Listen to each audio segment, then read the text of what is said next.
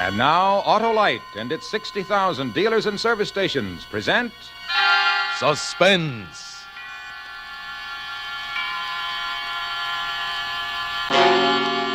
Tonight, Autolite brings you the Academy Award nominee, Miss Jane Wyman, in a dramatization of the outstanding mystery novel, Catch Me If You Can. A suspense play produced and directed by Anton M. Leader. Friends, have you actually tried them? Those dandies, those dillies, down the dales and up the hillies, wide gap Autolite resistor spark plugs? Well, by Cornelius, do. Prove to yourself that wide gap Autolite resistor spark plugs actually make your car idle smoother, give you better performance with leaner gas mixtures, save you gas dollars, and cut down interference with radio and television reception. My, oh my, if you want to see a satisfied, smiling guy, switch to Autolite resistor spark plugs. Only the Autolite Company offers car and truck owners everywhere their sensational advantages. So head for your nearest Autolite dealer and replace old narrow gap spark plugs with wide gap Autolite resistor spark plugs. Remember, be right with Autolite. And now, Autolite presents Jane Wyman in a tale well calculated to keep you in suspense. Let me tell you. Let me talk as long as I can. It's my last chance to explain about Phil and all the trouble I had afterwards. Phil got me into this mess the night he died. I sat near his bed, waiting for him to fall asleep, and he said... Margot, was there anything in that milk you gave me tonight? Well, of course, darling. Dr. Landers prescribed it. A sedative. Oh? You're a beautiful woman, Margot. Very beautiful. Yes. He was taking so long to fall asleep. It was already after 3 a.m. I listened to the wind.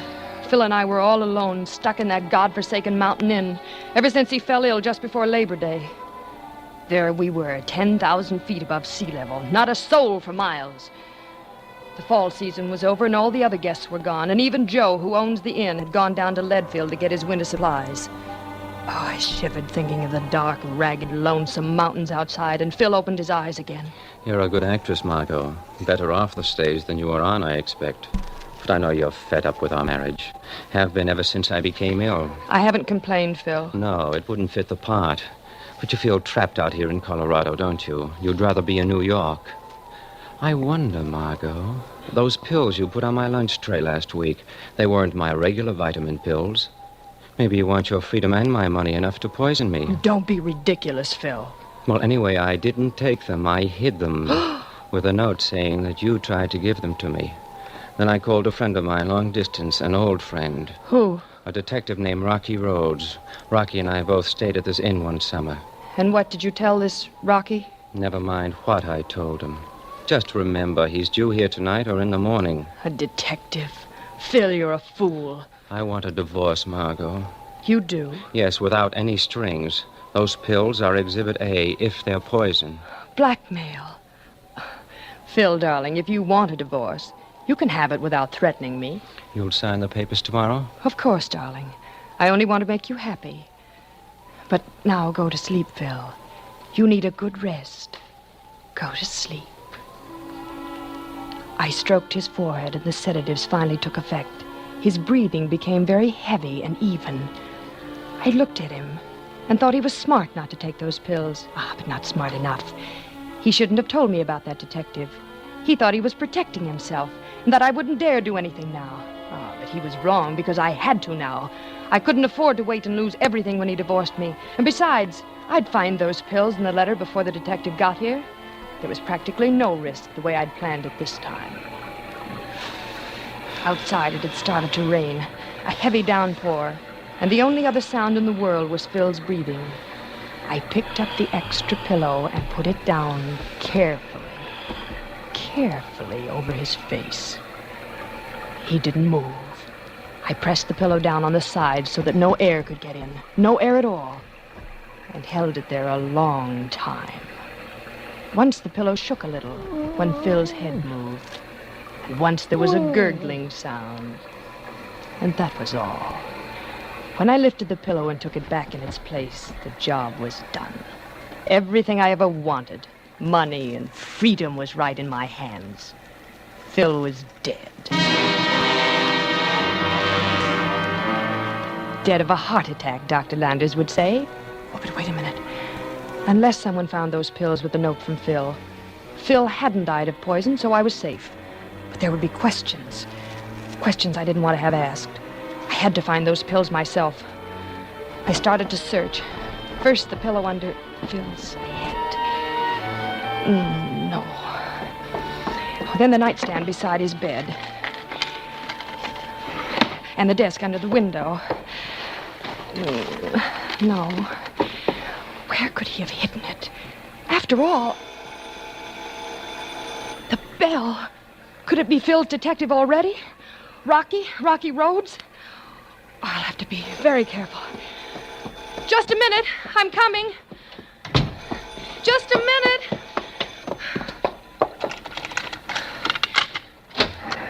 Yes? Well, don't stand there. It's raining in. Oh, I'm sorry. I think I'm lost. I'm looking for Pineview Lodge. Well, you are lost. This is Fisherman's Net. Yes, I know. I saw the sign. It's closed for the winter. Well, could you put me up? The manager's away. There's only me and my husband. Oh, the luck of the Irish. I meet a beautiful blonde, and she's married every time. You wouldn't turn me out in this storm. I'm soaking wet. I'm afraid Please, just tonight. In the morning, I'll get my bearings. Well, if it's only for one night. Yes, that's all. Thank you. Oh, what a vacation. Where are you from? Chicago, newspaper man. My name is Mike Sheldon. How do you do, Mr. Sheldon? I'm Mrs. Weatherby. How do you do? Where do I bunk? Upstairs? Yes, you can take the trout room. Every room is named for a different kind of fish. It's the second room on the right from the top of the stairs. Thank you. It's great of you to let me stay. Would you like some hot coffee? Fine, it's no trouble. Oh, not at all. I was going to make some for myself. I could use some, all right. No, wait. What? No, not that room. No. What's wrong, Mrs. Weatherby? Well, I said the second door on the right. The salmon room, not the trout room. I made a mistake. Forgive me, but this is my husband's room, and he's not well. I was afraid you'd wake him up. Oh, that was bad, very bad. Making a slip like that in front of Phil's detective, Rocky Rhodes. Because, of course, Mike Sheldon was Rocky Rhodes. Who else could he be? And I had to find those pills before he did and started making trouble. Before I could get back to the search, two more unexpected guests popped in at Fisherman's Net. A small, dapper man with a black mustache and slick black hair. But I'm Charlie Miller. I got a reservation here, and I'm staying, sister. But the manager is away. He didn't mention any reservations. Well, he must have forgot then. I made it by telephone from KC. That is, I asked a friend of mine to make it. A friend of his? Was it Phil? Was Charlie Miller Rocky Rhodes? Oh, he couldn't be a detective. He was too stupid. No, Mike Sheldon was Rocky Rhodes. There was a girl with Charlie Miller. I thought she was Mrs. Miller. No, I'm Susan Quinn. Mr. Miller and I met on the bus. Yeah, and we were great pals right off. I call her Susie Q. You get it? Yes. But the initials on your suitcase are SR, Miss Quinn. Oh, well, I borrowed my sister Sheila's suitcase. Sheila Riley. She's married. Sheila and I always borrow each other's things.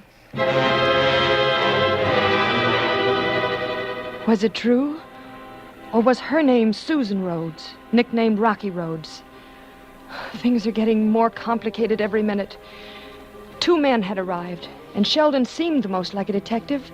Oh, it was too late for me then to go on hunting for the pills. It was morning. In case questions were asked later, I had to be able to say I had done what a wife with a sick husband ought to do. I had to take Phil his breakfast on a tray.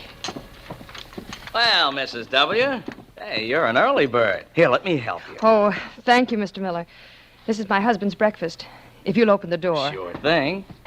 There you are. Thank you. Phil, dear, I brought you... Something wrong, Mrs. W.? My husband. He looks... Anything I can do? Say, he does look pretty green at that. Mr. Weatherby. Hey, Mr. You better sit down, Mrs. Weatherby. It looks to me like your husband has passed away. Oh, no. No, here now. Just sit down. All right, now you just cry on Uncle Charlie's shoulder. It'll do you good. You're very kind. Well. Good morning. Oh, say, Sheldon, got a little trouble here. Trouble? Mrs. Weatherby? Well, her husband's passed away in his sleep, it looks like. I brought his breakfast. I thought he was asleep, and... Will somebody phone Phil's doctor? Dr. Landers in Salisbury Gap. Well, of course, but... Excuse me, I'm afraid I better go to my room.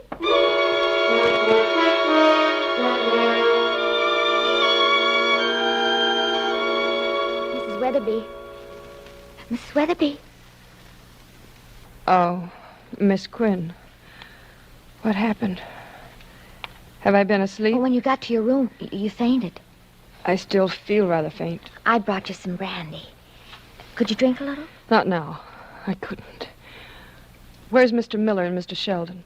They're moving your husband's body. No, they mustn't. Well, Dr. Landers told Mike to on the phone. The rain turned to snow during the night, and he won't be able to get here because of the storm. Not until the snowplow gets through. So he thought it best we put Mr. Weatherby... Not outdoors? No.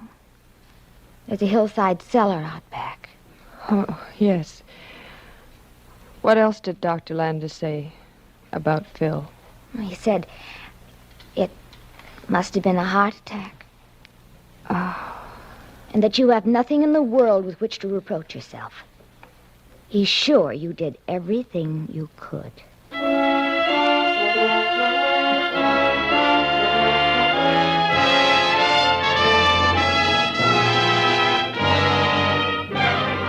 For suspense, Autolite is bringing you Miss Jane Wyman in radio's outstanding theater of thrills, Suspense. Say,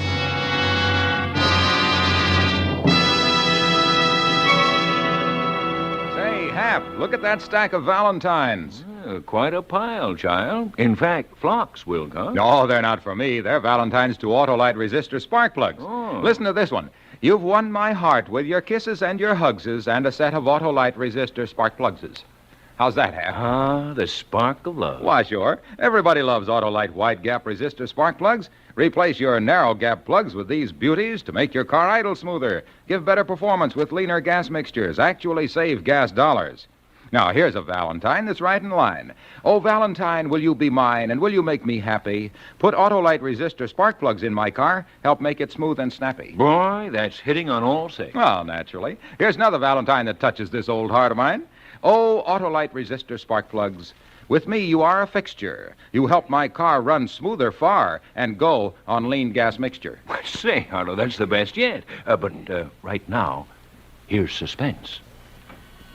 And now, Autolite brings back to our Hollywood soundstage Miss Jane Wyman as Margot in Catch Me If You Can, a tale well calculated to keep you in suspense. I kept up my act all that day, and I didn't overplay it. I'm not the type for floods of tears, so I adopted a wan, gentle sadness, which made the others think me very brave. But all the time, there were two things on my mind, driving me crazy. Who was Rocky Rhodes? And where had Phil hidden the pills? And I couldn't hunt for them. Somebody was always in my room fussing over me. Finally, in the late afternoon, I managed to get away. I just started to look through Phil's clothes when... Oh, here you are. I was looking for you. No snowplow will get through here today. I'll just have to put up with Charlie Miller's jokes another evening. Are his jokes that bad? Well, you heard him ragging Susan, calling her Susie Q. Oh, nicknames. Lots of people have the nickname habit. My husband had a friend named Rhodes he nicknamed Rocky Rhodes. It's a change from Dusty Rhodes, at any rate. By the way, where are you from? Boston. Why do you ask? Oh, just idle curiosity. You know what they say about curiosity. Would you excuse me, please? I was going over my husband's things. Yeah, go right ahead. I'll just keep you company. Looking for something? No. I want to pack so I can leave as soon as possible. I want to get back to New York. I don't blame you. Need any help? No, thank you. As a matter of fact, would you mind? I'd rather be alone. No, it's not good for you to be alone. I'll just stay here and keep you company. Nosy. Did you say something? No, Here's a book of Oscar Wilde's. Why don't I read to you while you work? Let me see. Did your husband own all these shoes? He did. Wealthy man, apparently. How nice for you. Now, how about some poetry? Let's try this one. The poor dead woman whom he loved and murdered in her bed. Shall I go on, Mrs. Weatherby? But I couldn't let Sheldon unnerve me. I had to keep cool. I went on packing, and he went on reading, on and on endlessly, about blood and prisons and hangings, while I tried not to miss anything of Phil's. I had to have those pills.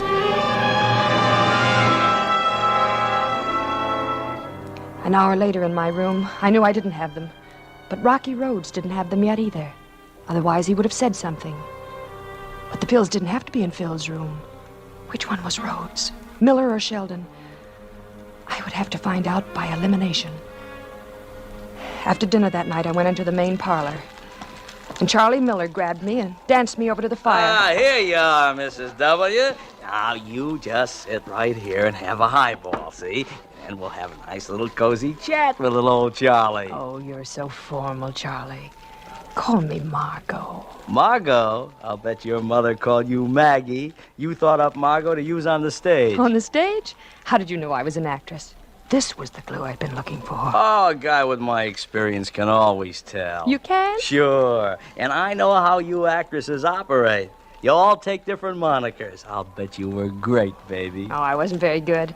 There was only one way that Miller could have known about my being on the stage. From Phil. You weren't very good. I know different, baby. So what if you only played Tank Towns? I sure wish I'd seen you. You didn't miss much, really. Tank Towns. That was Phil's story, all right. Miller was Rocky Rhodes, and he was just drunk enough to handle. Hey, look. How about you and me going up to my room where we can be alone, huh? Oh, well, that wouldn't look right, Charlie. We could go out and sit in my car. It's in the garage. Got a heater? And a radio. The hotel radio's broken. We can say that's why we're going, to listen to the music. Wonderful. Hey, you're a wonderful little woman, Maggie. Full of ideas.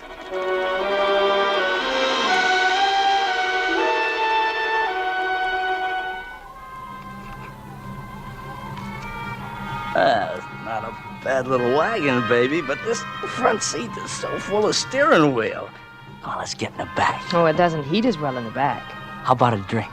You first. Okay, right out of the bottle. Oh, boy, this is what I call living. Music, plenty of bourbon, and a beautiful blonde. Never saw such a beautiful blonde. Gonna give Charlie a kiss? Oh, wow. Sweeter than molasses. It's getting warm enough now, baby. Plenty warm. Could turn off that heater. I'm still a little cold, Charlie. Huh? Just stay close to me. In a minute, we'll turn it off. Then slowly he sagged against me, and his head fell on my shoulder, and when I pushed him away, he fell forward against the steering wheel. I hope nobody heard that.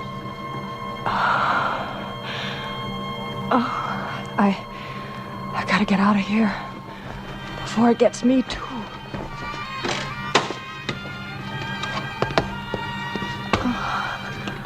I kept on my feet, going around the car. I was dizzy and getting numb. Then a few feet from the garage door, I keeled over.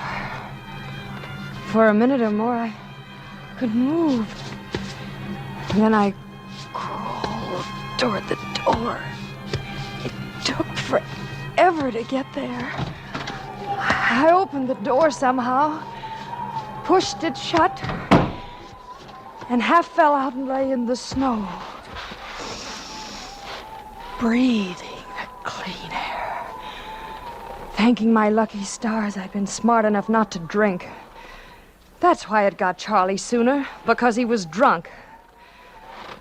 I looked at my watch and decided to wait 15 minutes. What a wonderful thing that carbon monoxide is. No smell, no nothing. It just creeps up on you. In 15 minutes, Charlie Miller, alias Rocky Rhodes, would be good and dead.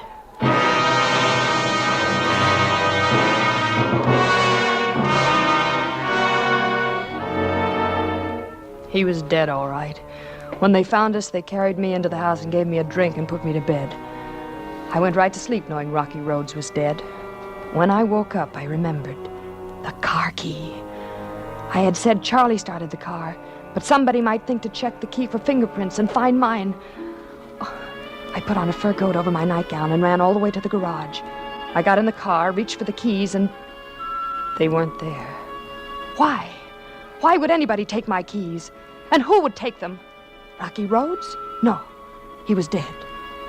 But was he? Had I killed the wrong man? I don't know how I ever got through breakfast. That's too bad about Charlie, Margot. Stop worrying about it. It wasn't your fault. You look tired. You want to take a walk? Get some fresh air? I don't feel up to it. I was planning to go up to that lookout cabin on the peak. No. I'm too lazy for that. I mean a short walk. Is it a long climb, Mrs. Weatherby? Long and steep, believe me. I only made it up there once. But my husband used to go there often. I guess a good climb will do me good. Think I'll try it alone. Bye. I'll be back before dark. Bye. Be careful, Susan. I didn't even hear her leave. I was thinking about Phil's walk to the lookout cabin. There was where he'd hidden the pills. I knew it. I knew it in my bones. Why hadn't I thought of it before? Oh, I'd have to hurry. I couldn't let anyone find those pills except me. I managed to get away from the men and slipped out by the back door without being seen.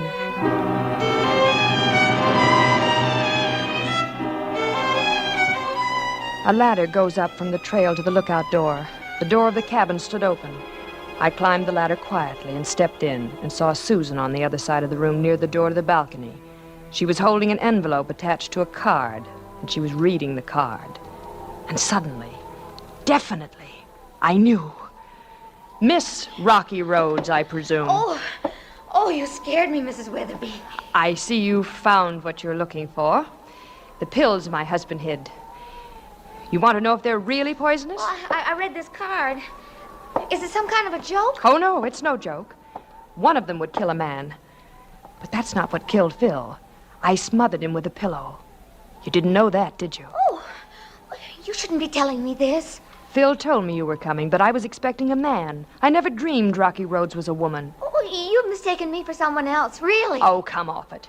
You're already responsible for Charlie Miller's death, coming here under an assumed name. I killed him because I thought he was Rocky Rhodes. You killed him? Oh, no, you didn't. Oh, you're ill, Mrs. Weatherby. You're imagining. Stay where you are. You think you'll get out of here alive? I wouldn't go out that door if I were you. You'd step right off into blank space. But you can't do these things. They'll catch you. Who? How? Those pills are the only evidence against me, and I'll destroy them as soon as you're gone. Will you? Stop! Stay where you are. You fool! What good does that do you throwing them out? Watch where they fall. There. Right on the path. They'll stay there until I go down. But you've played your last card. I'm not going to waste any more time. Let go, Mrs. Weatherby. Let go. You're going over the edge, Susie. No. You're going to be another tragic accident. No. Let go of that table, you fool. Inch by inch, we're getting there. Now, out on the porch. I'll pull you over with me. Will you? Will you really? Oh, someone's coming. Someone's climbing the trail. It's Mike. You're crazy. Mike! Let go of that railing! Let go of it! Stop it!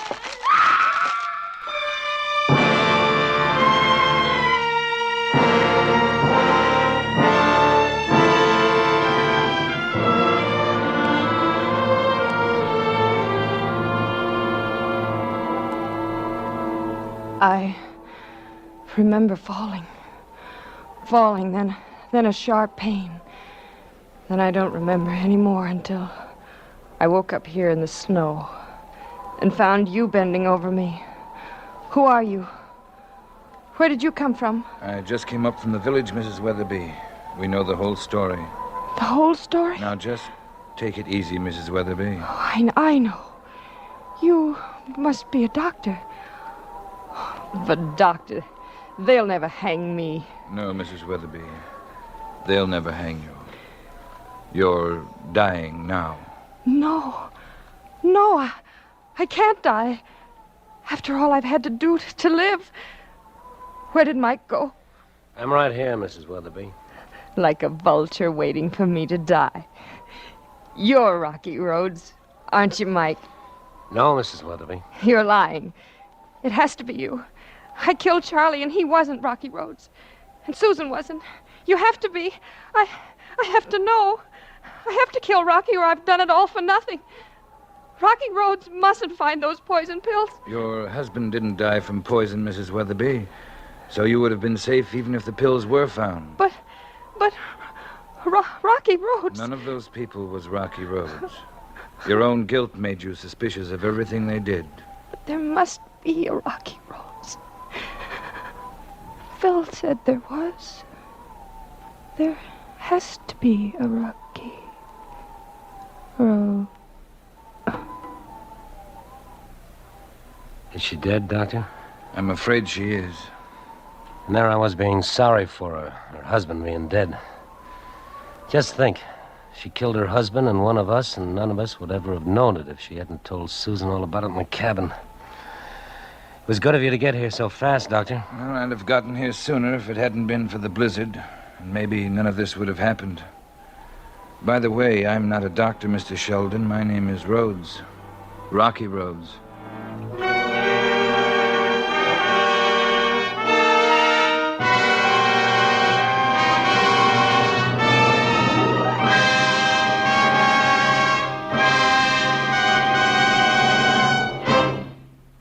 Thank you, Jane Wyman, for a splendid performance. Miss Wyman, would you do me a favor? I'd be glad to, Mr. Wilcox. Would you autograph my script? Why, certainly.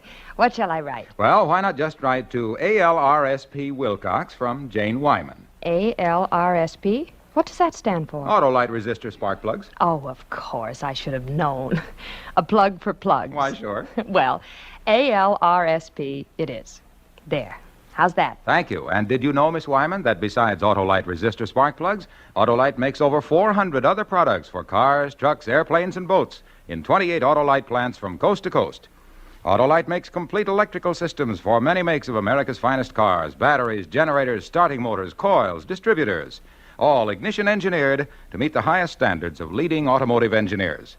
So, folks, tomorrow, treat your car to an expert motor tune-up. Visit your local Autolite service station listed in your classified telephone directory or the dealer who sells your make of car. And be sure to specify original factory parts.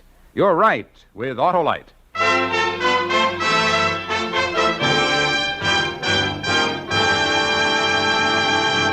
And now, in introducing again our star, Miss Jane Wyman, I wish also to extend to her, on behalf of our sponsor and all of us here on Suspense, our sincere congratulations on her nomination for the Academy Award for her splendid performance in the current Warner Brothers picture, Johnny Belinda, and to wish her the best of luck in balloting. Thank you very much.